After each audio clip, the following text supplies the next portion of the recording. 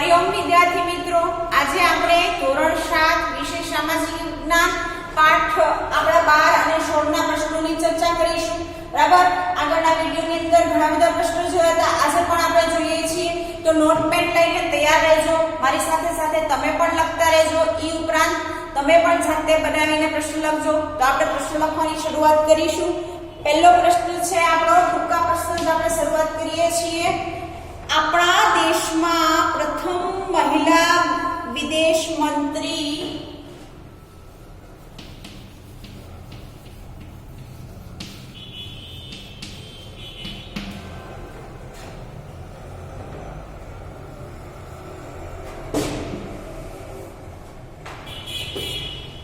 દેશના પ્રથમ મહિલા વિદેશ મંત્રી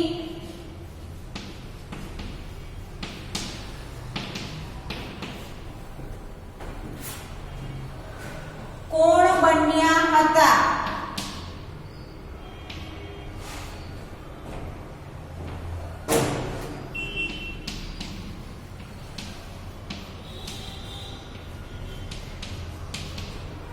તો જવાબ છે, જવાબની અંદર આપણે જોઈશું સુષ્મા સ્વરાજ.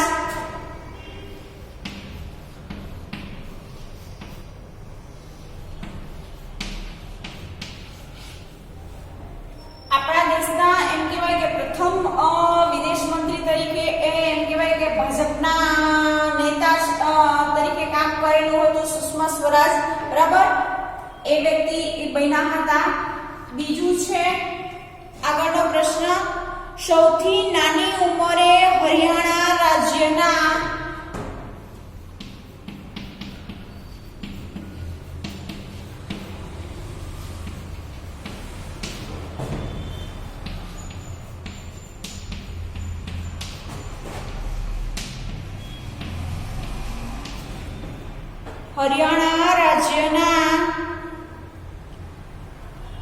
સરકારના કેબિનેટ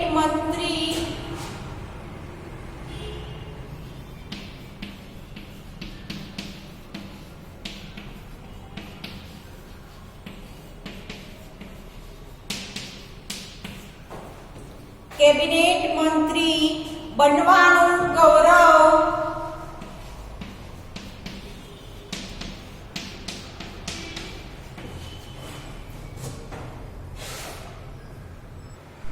કોણે પ્રાપ્ત કર્યું?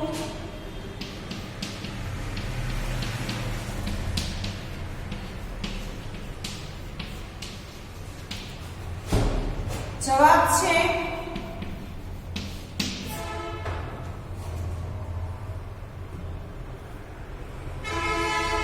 એમાં પણ સુષ્મા સ્વરાજ આવશે. બરાબર,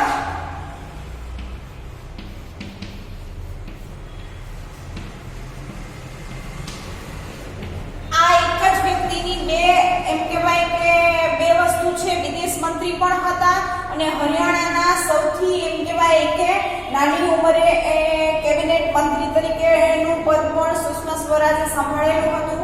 ત્રીજો પ્રશ્ન જોઈશું આપણે વિદ્યાર્થી મિત્રો.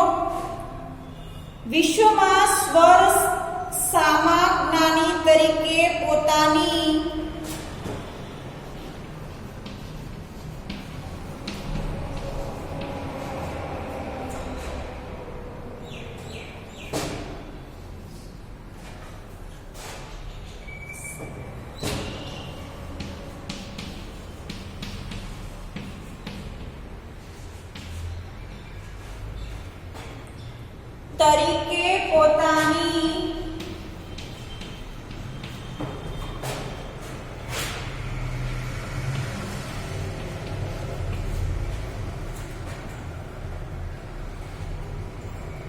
આગવી ઓળખ કોણે મેળવી હતી?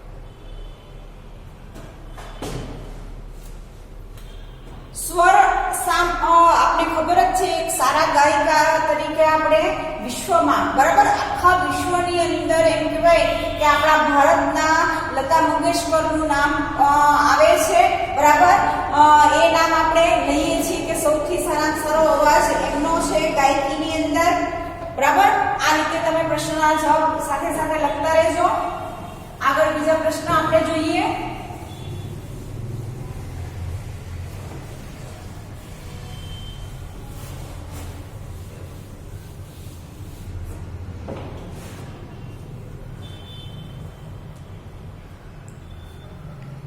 ગુજરાત સરકારે કયા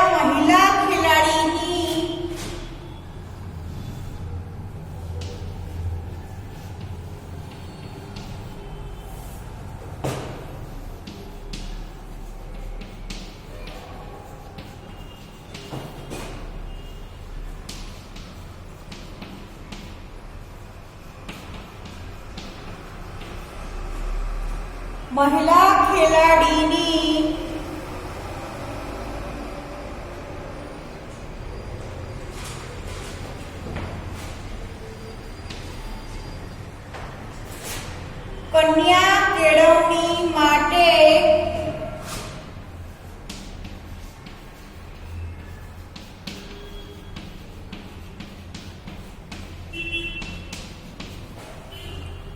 કન્યા કેળવણી માટે ના એમ્બેસેડર તરીકે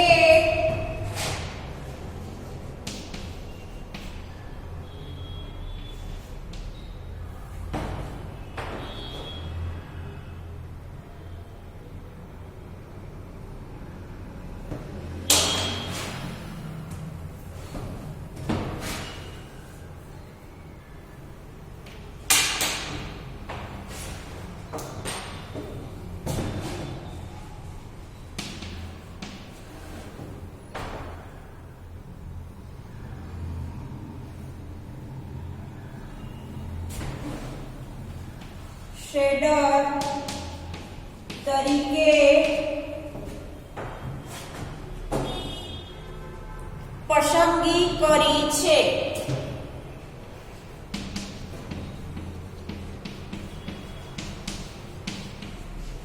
તો એના જવાબમાં આપણે લખીશું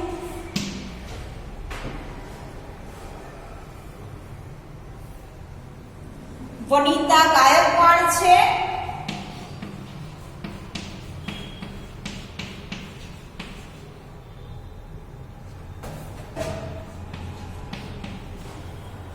દોડની રમત સાથે સંકળાયેલા એ વ્યક્તિ છે વનિતા ગાયકવાડ બરાબર એટલે એમ કહેવાય કે ગુજરાત સરકારે કન્યા કેળવણી માટે એમ કહેવાય કે એમ્બેસેડર તરીકે વનિતા ગાયકવાડની પસંદગી કરેલી છે ગુજરાતના મહિલા ખેલાડી છે દોડની રમત સાથે જોડાયેલા છે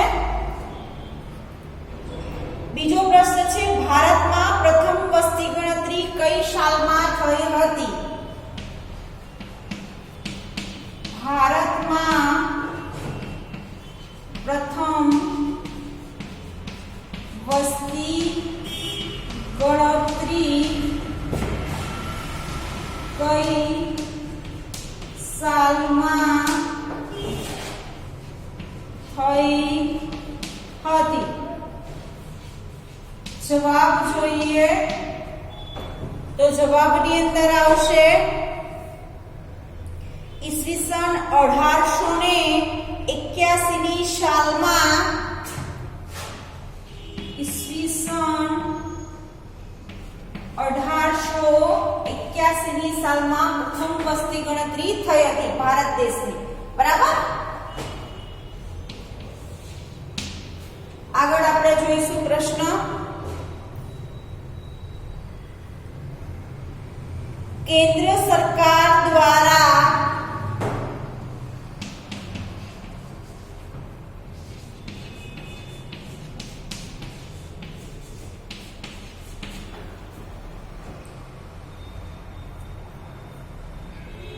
દર કેટલા વર્ષે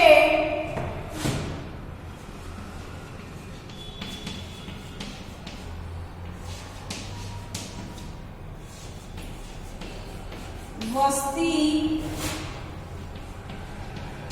ગણતરી થાય છે તો એની જવાબમાં આવશે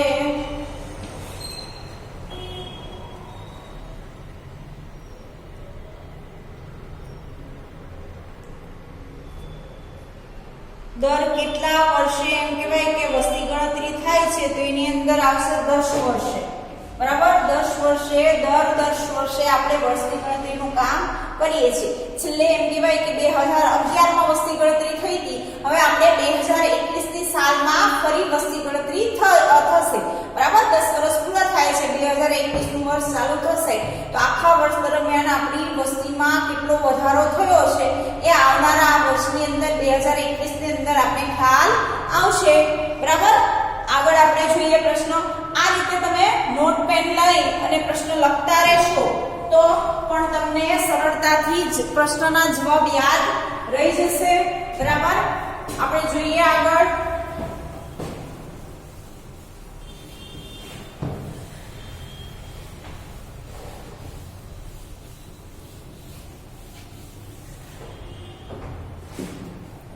આ ટૂંકા પ્રશ્ન જોયા આ જ રીતે તમે મુદ્દાસર પ્રશ્ન હશે કે એક બે વાક્યના હશે એ પણ લખી શકશો બરાબર હવે તમને આપણા રાષ્ટ્રપ્રમુખ વિશે લખવાનું કે પ્રતિભાસિંહ પાટીલ તો એના વિશે તમે માહિતી બુકમાં આપેલી જ છે તો આપણે પહેલા એ લખીને જોઈએ કે ભાઈ તમને કોઈ પણ પાત્ર વિશે લખવાનું કહે છે તો ભાઈ તમને કેટલું લખતા આવડે છે બરાબર આપણે જોઈએ આપણા દેશના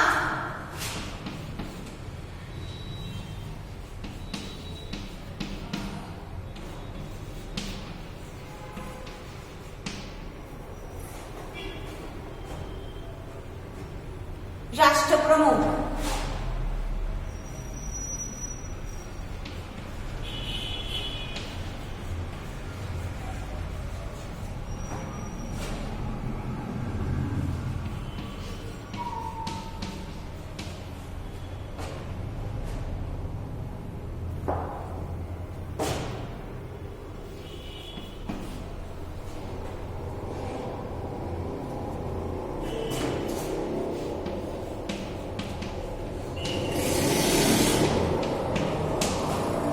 પહેલો પોઈન્ટ લખીશું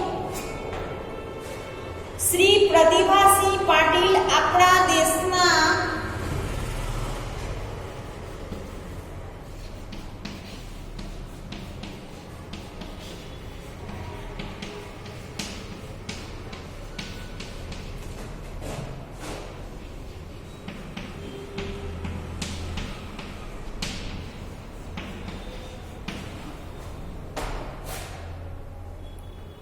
પ્રથમ મહિલા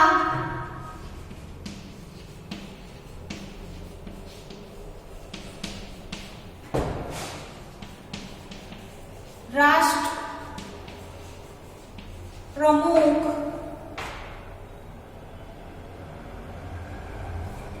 હતા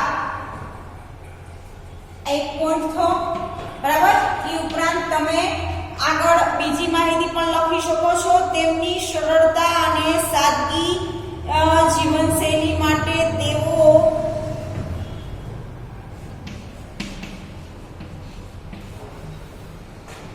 તેમની સરળતા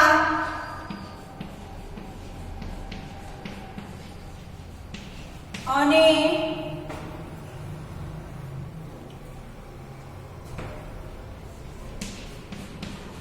સાદી જીવનશૈલી માટે તેમને યાદ કરવામાં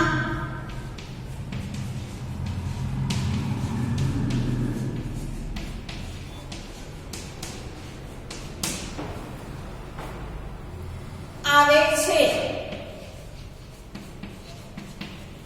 અહીંયા તો આટલા જ પોઈન્ટ આપણે આપ્યા છે પણ એ સિવાય પણ ગૂગલ ઉપર તમે એમના વિશે માહિતી આપણે જોતી હોય તો ભાઈ તમે શોધી અને લખી શકો છો એનો જન્મ ક્યાં થયો હતો બરાબર ક્યાં સુધી એમને અભ્યાસ કરેલો, એ બધી જ માહિતી આપણે તમે શોધી અને લખી શકો છો. કોઈ પણ વ્યક્તિનો પરિચય હોય તો જન્મથી લઈને મૃત્યુ સુધી એને કયા કયા કામ કર્યા એ બધી જ માહિતી આપણે લખી શકીએ છીએ. અહીંયા એમ કહેવાય કે આ 2 પોઈન્ટની અંદર એનું જીવનનું આખું જ એમ કહેવાય કે નિચોડ આપી દીધું છે એવું આપણે લાગે છે. પણ વધારે તમારે માહિતી જોતી હોય તો ભાઈ ગૂગલ ઉપરથી સર્ચ કરીને આપણે લખી શકીએ છીએ.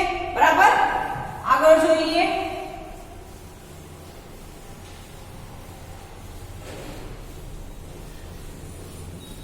આ પાઠની અંદર આપણે સ્ત્રી શક્તિનો પરિચય આપ્યો છે કે ભાઈ સ્ત્રીઓ ધારે તો ભાઈ ગમે એ કામ કરી શકે છે.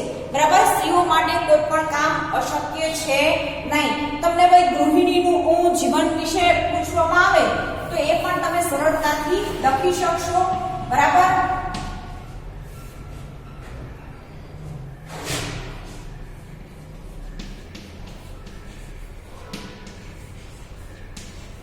હવે ગૃહિણીનું જીવન એટલે ભાઈ દરેક ઘરની અંદર વિદ્યાર્થી મિત્રો તમારા દરેક ઘરની અંદર તમારા મમ્મી જ છે.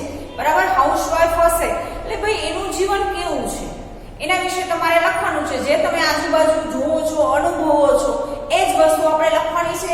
એમાં પોઈન્ટમાં આપણે લખીશું ગૃહિણી 4 દિવાલો ધરાવતા મકાનને. પહેલો પોઈન્ટ લખશું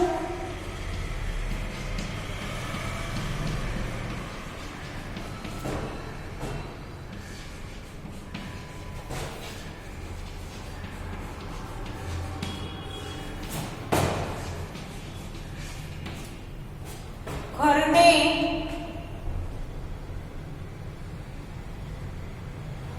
4 દિવાલ વાળા મકાનને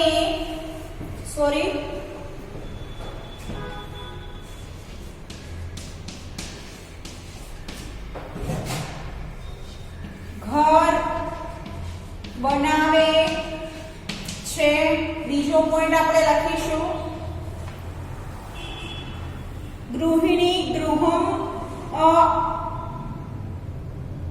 ઉચ્ચયતે, અર્થાત ગૃહિણીને જ ઘર કહેવાય છે.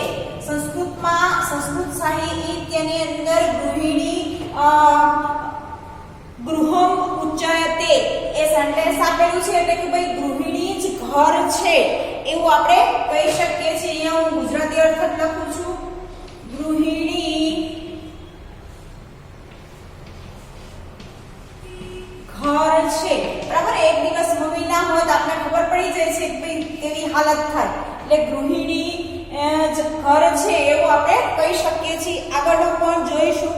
મહેમાનોનું સ્વાગત કરે છે, બાળકોની સંભાળ રાખે છે. ગૃહિણી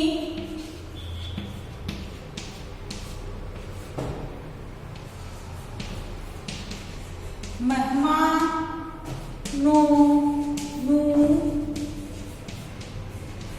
સ્વાગત કરે છે, બાળકો, વડીલો વગેરે લોકોનું ધ્યાન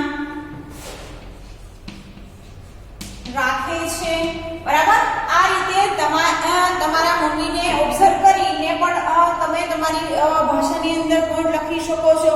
બરાબર, કે મહિલાઓ છે એ વડીલોની સેવા કરે છે, બાળકોના ઉછેર પ્રત્યે ધ્યાન આપે છે, ઘરનું તમામ કામ પોતે કરે છે. દરેક વ્યક્તિની બધી જ જરૂરિયાતો અને વસ્તુથી માંડી અને એમ કહેવાય કે બધી જ વસ્તુઓનું ધ્યાન એમ કહેવાય કે ગૃહિણી રાખે છે એવું આપણે કહી શકીએ છીએ. એ ઉપરાંત તમે જુઓ કે કોઈ સંયુક્ત કુટુંબ હોય તો પહેલાના સમયની અંદર સંયુક્ત કુટુંબ વધારે જોવા મળતા હતા. તો સંયુક્ત કુટુંબની અંદર ભાઈ આપણે ખબર જ છે કે જવાબદારીઓ વધારે હોય છે. બરાબર, માણસો વધારે એટલી જવાબદારીઓ વધી જાય છે. તો એમાં પણ એમ કહેવાય કે બખૂબી ગૃહિણીઓ ભાગ ભજવતી હતી. બધાના સમયનું ધ્યાન રાખી સમયસર બધાને બધી જ વસ્તુઓ મળી રહે. એ ઉપરાંત હવે વર્તમાનની આપણે વાત કરીએ તો અત્યારની મહિલાઓ છે એ ઘરની સાથે સાથે એમ કહેવાય કે બહારનું કામ પણ સંભાળે છે, નોકરી પણ કરે છે.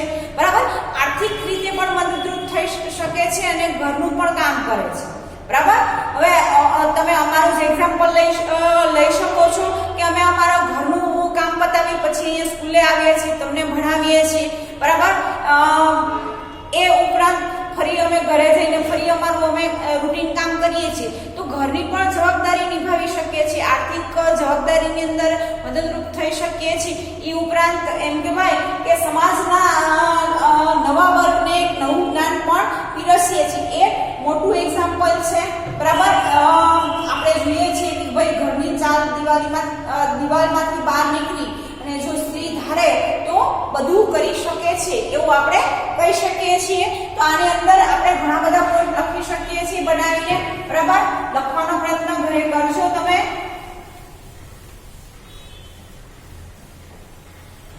એ ઉપરાંત તમને આપેલું છે કે મહિલાઓ આંદોલન, બરાબર. મહિલા આંદોલન વિશે એ પણ તમે લખી શકો છો કે ઈસવીસન 1947 પહેલા આઝાદી મેળવ્યા અંગ્રેજો સામે મહાત્મા ગાંધીના નેતૃત્વ નીચે અનેક પ્રકારના આંદોલનો થયા હતા. એ આંદોલનમાં એમ કહેવાય કે આપણે જ્યારે એમ કહેવાય કે 1947 ની આપણે વાત કરીએ કે જ્યારે અંગ્રેજો સામે ગાંધીજીએ ઘણા બધા આંદોલનો કર્યા હતા, એ જ રીતે એમના સાથે કસ્તુરબાએ પણ એમ કહેવાય કે ઘણી બધી મહિલાઓને આગળ લાવી અને અંગ્રેજો સામે ઘણી બધી લડત આપી હતી. એમાં આપણે ઝાંસીની લક્ષ્મીબાઈને ભૂલી શકતા નથી, બરાબર. નામી ઘણા બધા સ્ત્રી પાત્ર છે. એ ઉપરાંત પણ તમે ઇતિહાસની અંદર ડોક્યુ કરશો તો એવા નવા આપણે દાખલા મળશે. વિનોબા ભાવે લઈ લો, બરાબર. એવા સાહિત્યકારો લઈ લો કે કોઈ પણ ક્ષેત્ર લેશો તો ભાઈ સ્ત્રીઓ એ સમયે પણ એમ કહેવાય કે બધી જ રીતે જોડાયેલી આપણે જોવા મળે છે. એ વસ્તુ પણ આપણે ભૂલી શકતા નથી, બરાબર. એ વસ્તુને પણ આપણે યાદ રાખવાની છે કે ભાઈ મહિલાઓ ધારે તો બધી જ વસ્તુઓનું નેતૃત્વ કરી શકે છે, બરાબર. આ રીતે તમે પ્રશ્નોના જવાબ લખવાનો પ્રયત્ન કરતા રહેજો, બરાબર. ઘરે વારંવાર પુનરાવર્તન કરશો તો તમને યાદ રહેશે. તો અહીંયા આ વિડીયોની અંદર અહીંયા સુધી રાખીશું વિદ્યાર્થી મિત્રો. નમસ્તે.